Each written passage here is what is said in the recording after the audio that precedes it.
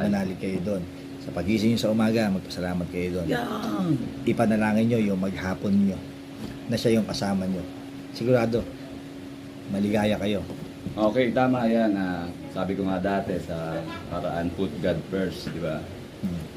Tapos gawin mo lang yung dapat mong gawin sa mundo and God will do the rest. Tama naman. Tama!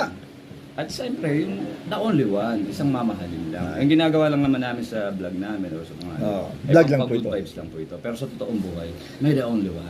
Yes. So, Kaya- akin na si Luningning ha, only one ko tayo na. Akin, sinabi na. Sa akin sino yung sa'yo si Ligaya? Sige, magkakaalaman tayo niya kapag na-reveal na siya. Paano po mga tol? Muli po, aasahan po namin na inyong subaybayan ang aming page, Lucas Bernardo TV. O yan. Ngayon po, ito uli ang The Boy!